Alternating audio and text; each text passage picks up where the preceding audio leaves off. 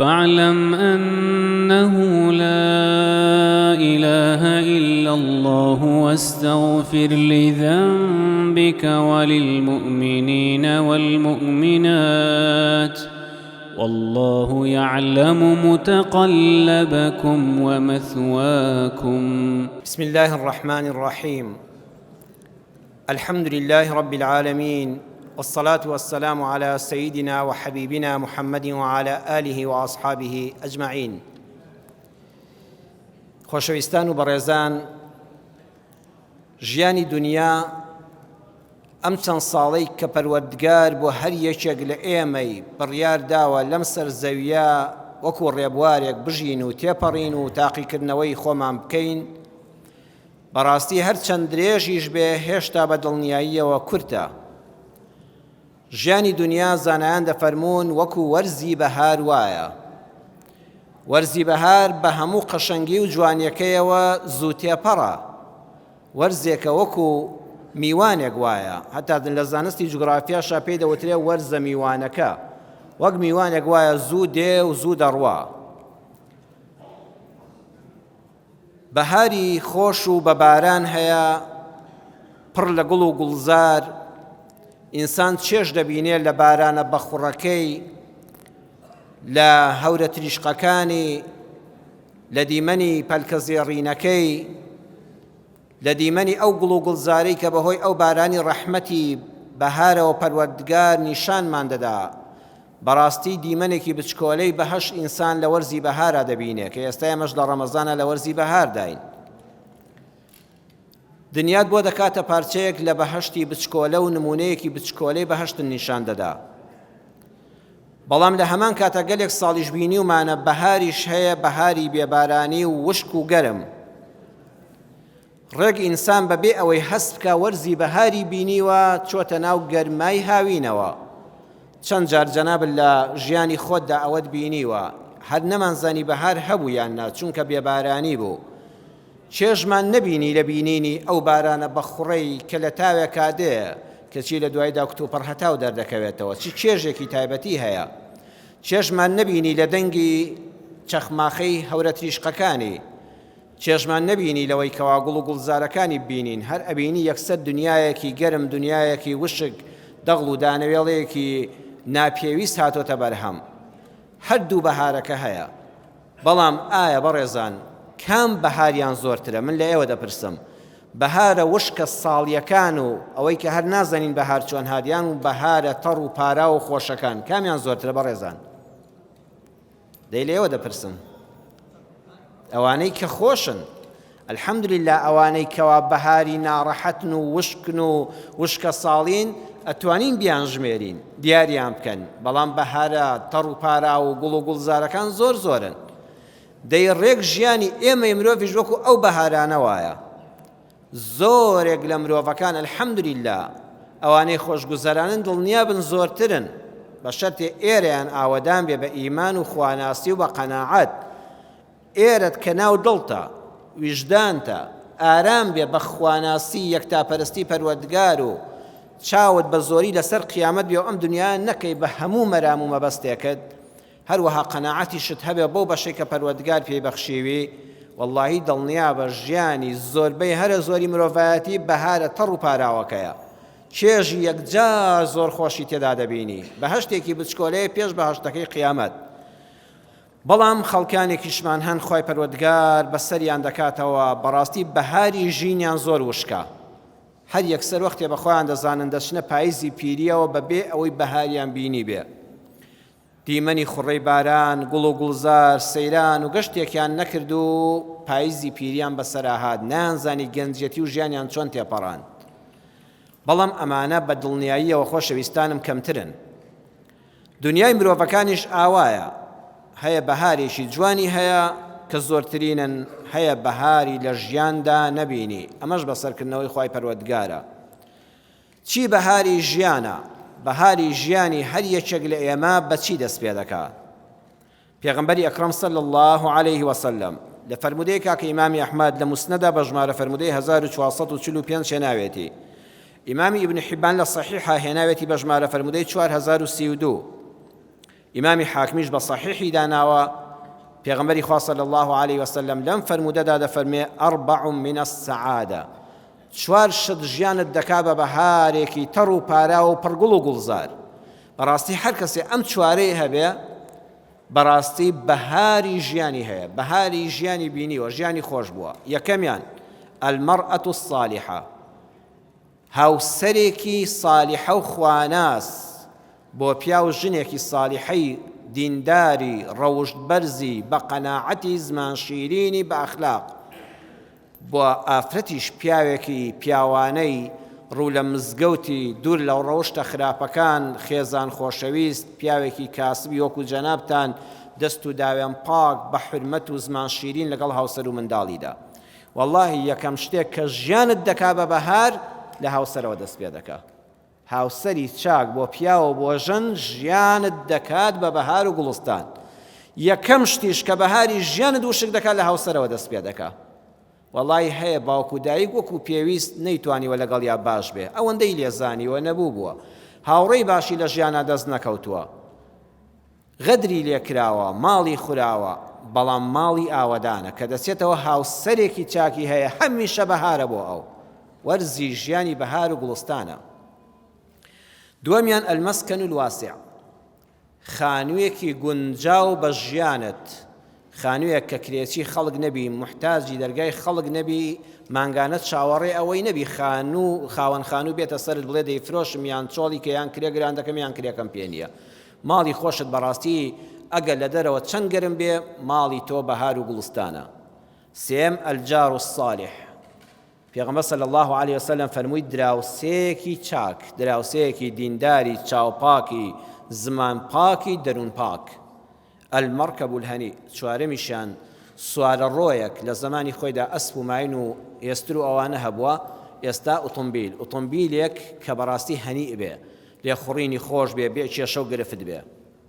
وانەکان لەم فەرموودەی پێغەمبەرەوە صلی الله عليه وسلم حەدیثی پێغەمبەر صلی الله عليه وسلم نابێ هەر ئەوە حەدیث بە دووی حەدیثا بیهێنین ئەبێ لە سەریان بوەستین ئەمە ئەم حەدیثانەی صحیحی پێغەمبەر صلی الله عليه وسلم وانەی ژیانن با لەسەر ئەم فەرموودەیە چەند وانەیەک وەرگرین فەرمووی أربع من السعادة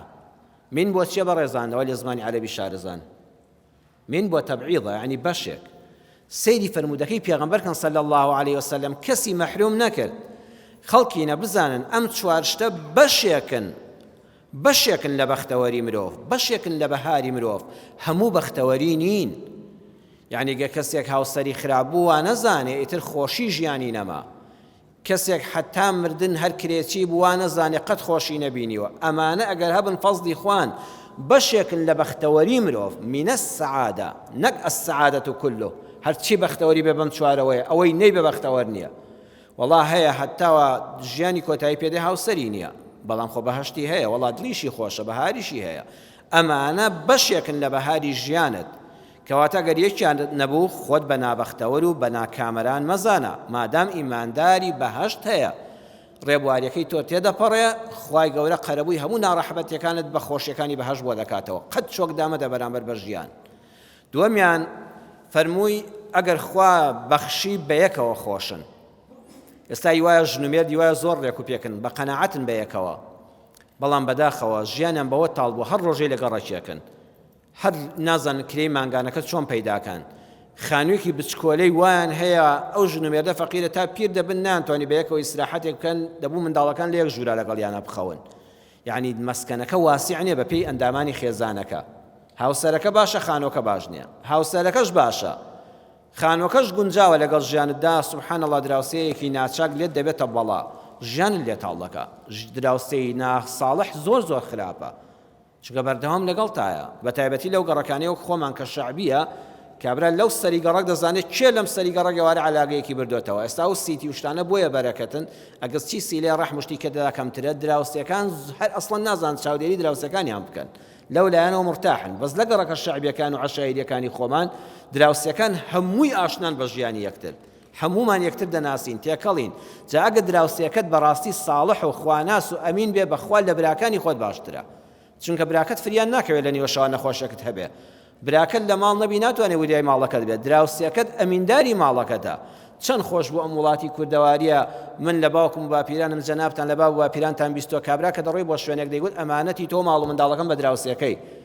ئەوە عائلە و ماڵ و منداڵم ئەمانەتی دەستی تۆیە خەمم نییە بڕۆم کابرا پێشمەرگە بوو بەو شاخانەوە هەبوو عسکەری دەکرد چەند مانگ نەدەهاتەوە دەیگوم مادام فڵان کەسێکی کاک فڵان کەسی دراوسێمان منداڵەکانم وەکو برازە و خوشکەزای خۆی تەماشا دەکا خەمم نییە لە ماڵەوە ئەو دراوسێتیت چەند بەرەکەتێکە بەخوا هەژاریش بی دەوڵەمەندی خانووەکەت بچووکیش بێ بەهۆی ئەم پیاوە دراوسێ بەڕێزەوە وەڵاهی خوا هەڵناگرێت جاری وای خوشکەکەی خۆت بە قەدەر ژنی دراوسێکەتانی نێمیوانە دێ خێرا فریاد دەکەوێت کەم و کوڕیت هەبێ بۆت دادەپۆشێ ئەو دراوسەی ساڵحە زۆر بەرەکەتە جاری وایە ئەم سیانەتەیە ئۆتۆمبیلەکەت بەڕاستی کە پێداویستی ژیانە ئۆتۆمبیلەکەت زۆر جار سەریەشت بۆ دروست دەکا بۆیە پێغەمبەر صلی الله علیه وسلم سارەکەی دوای هەمویان خست ئۆتۆمبیلەکە مەرکەبی هەنی دوای هەمویانە ئێمە زۆرمان هەتا ئەم ساڵانش هەر سارەمان هەر نەبوو ژیانیشمان هەر زۆر ئیسراحەت دەڕۆی بۆیە فەرمودەکانی پێغەمبەر صلی الله علیه وسلم یەکەم جار سارەی باز نەکرد ئێستا گەنجی وا هەیە دەڵێ گۆڕە خانوم هەبێ سارەم هەبێ ماڵم هەبێ وەڵا بەڵام لە ژنت هەبێ خوا ئەوانش دەدا بەس بە شەرتێ مەرئەکە سالیحە بێ والله ژنی سالیحەت هەبێ دڵنیا بەخوا بەرەکەت بەسەر ئەو ماڵەیە دەڕێژێ بەو خوا دەبی بە خاوەن خانووی خۆت ئەبی بە خاوەن سیارەی خۆت دراوسێکەش خەڵاتی خوا پێت ببەخشێ ئەویان نازانی چۆن بە نسیب دەبێ سێمیان فەرمووی دەبێت سەیری حاڵی خۆت بکەی ئەمجا هەڵبژێری هەر یەکێک ئێستا لە ئێوەی پیاوانی بەڕێز ئەم گەنجانش کە هاوسەریان نێخوا هاوسەری سالیحیان بە نسیب بکە کە دەڵێن ئەلمەرئەتو الصالحە ژنی ساڵحە و خواناس و زمان شیرین و بە قەدر و حرمەت لەگەڵ مێردا خزمەتی مێرد بکە خوشکانی شم و دایکەکانم کچەکانم ئێستا کە گوێیان لێ ئەوانەی کچن یا ڕەبی خوا هاوسەری باشتان بە نسیب بکە یا ڕەبی بحەزێنەوە بە ماڵی خۆتان شاد بن هەمووی دەڵێ گەورەترین خەڵاتی خوا ئەوەیە ژنێکی ئاوات هەبێ یان مێردێکی ئاوای هەبێ بەڵام بەڕێزان حەدیسەکە کە باسی ئەلمەرئەتو الصالیحە دەکا پێشمان دەڵێ ئاوات خواستنی دڵ هەر شەر نییە ئەبێ خۆشت ساڵح بی ئەمجا هاوسەرێکی سالیحەشت بە نسیب بێ هەمومان کە ژیانی خاتوو خەدیجە دەخوێنینەوە خۆزگە هاوسەرێکی وەکو خەدیجەت هەبێ لە ماڵە ئەوە پشت و پەنات بێ بەڵام برامکەم دەبێت تۆش سیفەتەکانت محەممەدی بێ صلی الله علیه وسلم هەمووی ئاواتە خوازە فاتیمەی زەهرا هاوسەری بێ بەڵام بەخوا دەبێت تۆش ئیمامی عەلی بی تۆ موسەیلەمەی کەزابی و فتەوە فاتیمە ژنت بێ بەخوا دوورە هەرچەند قاعیدە بە شاس هەڵناوەشێتەوە جاری واشەیە تۆ پیاوێکی ساڵحی بەڵام خۆی پەروەردگار بە شتێک تاقی کردویتەوە لە ژیانە تاقیکردنەوەی خوایە نوح پێغەمبەر بە هاوسەرێکی بێدین تاقی نەکرایەوە لوط پێغەمبەر ئەو پێغەمبەرە پایەبەرزە بە هاوسەرێکی بێدین تاقی نەکرایەوە فەخانەتاهما خیانەتان لە عەقیدەیان دەکرد پشت و پەنایان نەبوون دڵیان سار دەکردنەوە پێیان دەکوتن کوڕە بابە ئێوە شێت بوون یعنی خوا لەناو ئەو هەموو خەڵکایە تۆی هەڵبژار بە پێغەمبەر ئەم بەرکەی خستە سەرشانت لە زیادی هەنیان بدەن ساردیان دەکردنەوە بۆیە دەکرێت جەنابەت جاری وایە پیاوێکی ساڵی حەشبی بەس ئەوە کەمە واللهی خۆت ساڵح کە بینی خۆت و خوا ئینشاء الله دڵنیا بەخوا هاوسەرێکی ساڵحەت بە نسیب دەکا تۆ خۆت چاک کە جارێ ئیتر بە ئیزنی خوای گەورەش نەکەشت باش دەبێ کچێکی باش و دیندار و بەڕەوشت و ڕوولەخوا بە و خواناس بە واللهی چاوەڕێ بکە ئینشاء الله تووشی کوڕێکی باش دەبی ئەبێت لە خۆشمانەوە دەست پێ بکەین ئەمجا فەرمووی ئەلمەسکەن الواسع کاکە مەسکەنی واسع بە پێی خێزان دەگۆڕێ ماڵەکەت ئەوەیە بۆت بێ بەهێلانە بەهێلانەیەکی ئارامی مەسکەن یعنی چی؟ یعنی شوێنی حەوانەوە ئەم ماڵە گرنگەوەی تۆ بحەوێنێتەوە دڵ و دەروونت بحەوێنێتەوە لاشەت بحەوێنێتەوە حیا و حرمەتی ماڵ و خێزان و منداڵ و ئەگەر میوانێکت هات شوێنێکی گونجاوت هەبێ شەرمەزار نەبی چەند خۆشە بەڵام با ئەمە لەگەڵ خۆتا بگونجێ خوا فەرمووی ماڵ هێلانەیە هێلانە ئەرێ هێلانەی هەموو باڵندەکان وەکو یەکە بەڕێزان هێلانەی چۆلەکە لەگەڵ حاجی لەقلەقا بینیوتانە وەکو یەکە ناوەڵا هێلانەی چۆلەکە و پەڕەسێلکە یەک تۆزەکە هێلانی حاجی لەقلەقیش دنیایەکە ئەگەر چۆلەکەیەک لەسەی هێلانی حاجی لەقلەق بێدە حەوێتەوە ئیسفادە دەکا نەوەڵا هەر بادەیبا لەو بەرزیەوە ئەو هێلانە گەورەیە بڵێ وەڵای حەزم لێیە منی چۆلەکە و منی پەڕەسێلکە هێلانی حاجی لەقلەقم هەبێ ئەی حاجی لەقلەق لە هێلانی چۆلەکە و پەڕەسێلکە دەحەوێتەوە نەوەڵا ئەویش ناحەوێتەوە بۆیە مەسکەن بەقەدەر حاڵی تۆ جوانە بەقەدەر حاڵی خۆت بێ باشە تۆش بڕوانە خۆت ژمارەی خێزانت جاری وایە 2 نەفەرە کابرا خانووەکەی 1000 مەترە شکری خوای دەوێ بەس وەڵڵاهی مەگەر یەک شت بێ کوڕ و کچت زۆر بێ خوانەی بڕێ هەر یەکان چوو بنە ماڵ و حاڵی خۆیانە وەڵا ڤێلاکەت 1000 متر بێجێ خۆیەتی ئەم کچەت هاتەوە بە هاوسەرەوە ژووری خۆی هەبێ ئەم کوڕەت کە هاتەوە ژووری خۆی هەبێ هەر ماڵە باوان هەفتانە کوڕکچەکانتان کۆکەنەوە بەرەکەتی خوا بەسەر ئەو شوێنەدا دەڕژێ ئاگەر لە حاڵ و باڵیان دەبێ خۆشەویستی و تەبایی نێوان کچ و کوڕەکان زیاد دەبێ ئیتر تو ئەگەر لە خانوویەکی 100 مەتریا 4-5 کوڕی بە ژن و ماڵت هەبێ 2-3 کچی بە شودراوت هەبێ ئەرە بێنەوە بۆ کوێ ئەبێن لە کوێ دانیشن وەڵام ئەگەر لە حەوشە و سەرجادەکە دانیشن هەندێک ماڵیشەیە لەم گەڕەعە شایریانی خۆمان لەبەر دەرگادا دانیشن بەداخەوە مەگەر ئەوا لەبەر دەرگا دانیشی کە ناشرینە ئینا لە خانوویەکی 100 مەتریا جێ نابێتەوە بەڵام ژن و مێردێک کەس 2 نەفەرن خۆش و قەیەکی 200 مەتری بۆ چییە؟ هەر مەسرفێکی زۆر زستان بۆت گەرم نابێ هاوین بۆت فێنک نابێتەوە سەیری لایەنی کۆمەڵایەتیت کە کابرا ڕێز عەشیرەتێکە پیاوێکی بەڕێزی و حورمەتی وەکو جەنابتانە سڵح لە ماڵی دەکرێ خەڵکی ئاش دەکاتەوە میوانی زۆری هەیە وەڵای ژووری میوانەکە من دەڵێم 5 بە 10 باشە بەس تخوا کابرا هەتا عمری خۆی قەنەفەکانی کۆن دەبن دایانفرۆشێتەوە لە کۆنە وەڵای میوان ماڵەکەی نەبینیوە ئیتر تخوا تۆ ژووری میوانت بۆ چییە؟ وەڵای مەگە بەس گسکی بەلاشی لێدەی مەگە بەس مەسرەفی تێدا بکەیت تاکە تۆ ناتەوێت تۆ بارودۆقی کۆمەڵایەتی دوایە شوێنەکە دوایە میوان ڕوت تێناکە یان خۆت کەسێکی کۆمەڵایەتی نیان ئەوەرکەل لەسەر نییە لایەنی داراییت کابرا موچەخۆرێکە سەی دەکەی ژوورەکانی هەمووی گەورە خانوویەکی گەورە نەپڕ نوێن دەبێ نەپڕ قەنەفە دەبێ نەپڕ مۆبیلیات دەبێ ترمسەیەکەی واریداتەکەت فریان ناکەوی بەڵام ئەگەر خانووەکەت بچووک بێ لە قەدەر واریداتەکەت بێ بەڕاستی ئەوە شتێکی باش ئەوە مەسکەنی واسعە یعنی پێغەمبەر صلی الله علیه وسلم کە فەرمووی مەسکەنی واسع واتیە نەگەن خانووەکەت ئیلا دەبێ 1000 متر بێ بەقەدەر خۆت واسع بێ وەکو هێلانەی چۆلەکەکە و هێلانەی لەقلەقەکە هێلانەی چۆلەکە بۆ چۆلەکە زۆر گونجاوە واسعە بۆی لەقلەقیش لەگەڵ خۆیان گونجاوە ئەو مەسافە گەورەی کە داگیری کردووە من و تۆش با ماڵەکانمان وابێ با خانووەکەت خزمەتکارت بێ نەک خزمەتکاری بی وڵی خێزانی زۆر بەمان فەقیرە بۆتە خزمەتکاری ماڵ هەر فەوتاوە لەو خانوویە تا لایەکی خاوێن دەکاتەوە لایەکی پیس بووە تا لایەشکەی پاک دەکاتەوە سەیرەکە فریای لایەکی تری ناکەوێ خانوو خزمەتت بکات سوکنات بێ نەک خەفەتت بداتێ بۆیە زۆربەی کات چاولێکەری ئێمەی کوشتووە فڵان کەس ماڵی براکەی ئەوەندە مەترێ بەخوامیش فریاکەوێ و خانووەکەی بگۆڕێ بە گەورەتر و دوای لەسەری قەرزار دەبێتەوە دوای قەرزەکان نادرێنەوە ئۆتۆمبیلەکەشت با لەگەڵ جیفانتدا بگونجێ وەڵی بەڕێزان ئۆتۆمبیلێکی بچووک دەتوانێت کیفایەتی ژیانی خۆت بدا بەس لەم کوردستانی ئێمەدا جەنابتان من نەمبینیەوە ئێوە بینیوتانە زۆر بەتان بەس لەم کوردستانە وایە من بچمە لای قەڵات یان لە سلێمانی بچمە لای مزگەوتی گەورە دەبێت بۆ 1 نەفەر سەیرەکەی 1 سارەکەی لانکرۆزەری گەورە یان سارەیەکی تر کۆڕۆلا هەر شتێکی ناودەنەی 1 نەفەری تێدایە من زۆرجار دیقەتی سەر شەقامەکانم داوە ئەو هەموو ئۆتۆمبیلە بە دوو یەکە ڕیزمان بەستۆیەکی 1 نەفەری تێدایە لە تەواوی جیهانی ئەم سەردەمەدا ئاوانیە کابرا عایلە و خێزانێکی پێویستی لەگەڵانە بێ بە میترۆ هاتوچۆ دەکە هەرچەند ئێمە حکومەت کەم تەرخەمە لەوەی کە هێڵە گشتیەکانی گرنگی پێ نەداون ئەوەندە پاسەکە لە شوێن و کاتی خۆی دادێت تۆ پێویستیت بەوە نیە ئۆتۆمبیلەکەی خۆت بەریتە دەرەوە جا ئەم هەموو بەنزینە دەسووتێنی تووشی سەریەشە و ناڕەحەتی دەبی ئەو هەموو میترۆیە چەندی خەڵک لەسەر زەویەوە دەڕوا وڵاتان ئەوەندە خەڵک وە لە ژێر زەویەوە دەڕوا لە موقعی خۆیاندا دەبەزی 1 تۆز لە دایرەکەی دوا ناکەوێ پێویستەکانی خۆی هەموو جێبەجێ دەکات بە کەمترین نرخ کەمترین ژینگە پیس دەبێ ئای ئێمە چ ئەم دوو کەڵە دەکەین بەم ژینگەدا بۆ 1 نەفەر بۆیە جاری وهەیە ئۆتۆمبیلەکەشمان لەگەڵ خۆماندانیە گرنگ ئەوەیە مەرکەب هەنیء بێ یعنی تووشی سەریەشە و تەقوتۆقن نەکا بۆیە بەڕێزان ئەوەی کە پێغەمبەر صلی الله عليه وسلم فەرمووی ئەم بابەتانەی کەم چوارەی باسی کرد المەرأة الصالحة دووەمیان المەسکەن الواسع سێیەم الجار الصالح چوارەم المەرکەب الهەنیء هەوڵ بدە لەگەڵ دارایی خۆت لەگەڵ باری کۆمەڵایەتی خۆت لەگەڵ ژیانی خۆت لەگەڵ قەناعەتی خۆتا گونجاو بێ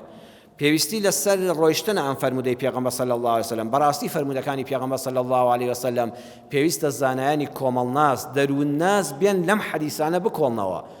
ژیانی خەڵکی لەسەر باشکەن و خۆشکەن و ئامۆژگاری خەڵکی پێ بکەن نەکەر ئێمەی مامۆستای ئاینی و چارەسەری کێشە کۆمەڵایەتیەکان و ئابوووریەکان و سیاسیەکانی وڵاتیشی پێ بکەن والله کەس نییە بگاتە ڕەسوول الله صلی الله عليه وسلم ئەم شەو شەوی جومعەیە لەبیرتان نەچێ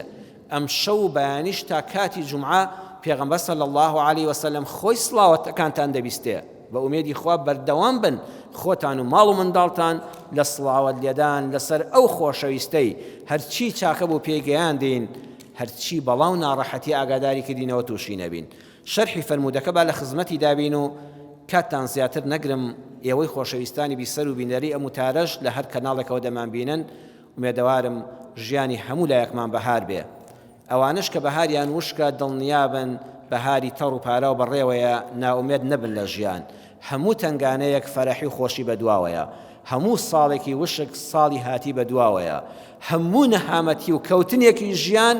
دڵنیابە وەکو لێدانی دڵوایە. هەتا ئەو کاتەی دڵت ئاوا بێ دڵت خۆش بێ، ڕۆژێ بەرز دەبی بەزیزەکەم، ڕۆژێ نزم دەبی، ڕۆژێ زۆر قازانز دەکەی، ڕۆژێ زۆر زەرەت دەکەی، ئەوە نیشانەیە تۆ زیندوی، ئەوە نیشانەیە خوا تۆی خۆش دەوێت. تاقید دەکاتەوە بۆی دایمەیە ئەڵڵا لەبیر بێ و دڵنیابە لە هەموو نشێوەکە ئیلا بەرزبوونەوە هەیە لە دواییدا. قەت ناومێد مەبە. دوای هەموو نەخۆشیەک شافی ئەڵڵایە شیفات بۆ دەنێرێ. دوای هەموو شکستێک ئیلا خوا هەڵت دەستێنێتەوە. بە شەرتێک تۆ لە دڵەوە بڵێ یا ئەڵڵا. هەمومان تخوا ڕۆژە کرێچی نەبووین، سوپاس دەخوا لە ماڵی خۆمانداین زۆر بەمان. قەت ناومێد مەبە بڵێ منی کرێچی قەت زەحمەتە، قەت بە تەوەقوعی خۆت ناوی بە خاوەن خان و وەڵڵاهی ڕۆژە پشت بەخوا بەستە لەناو خانووی خۆتدا دەبی. هاوسەرت وەکو پێویست نییە سەبر و تەحەمولت هەبێ زمان شیرین کە ڕوو لە خوا کە مقەلیب والقلوبی دڵەکان ئەڵڵایە بە ئیزنی خوای گەورە چاک دەبێ. قەت ناومێد مەبن لە ژیان. دایمە بەهاری گەش و پڕ گوڵ و گوڵزار و خوڕەی باران زۆرترە لە وشکە ساڵیەکان. یا ڕەبی خوا ژیانمان پڕ بەهاری بەختەوەریکەی بە دین و ئیمانەوە بمانژێنی بە خۆشگوزەرانی ژیانێکی پوخت و خاوێن بەسەر بەرین، بە پوختی بژین، بە پوختی بمرین، بە دوین و ئیمانەوە بە بەهەشتەکەی خوا شاد بین. آمين آمين والحمد لله رب العالمين والسلام عليكم ورحمة الله وبركاته. واعلم أنه لا إله إلا الله واستغفر لذنبك وللمؤمنين والمؤمنات والله يعلم متقلبكم ومثواكم.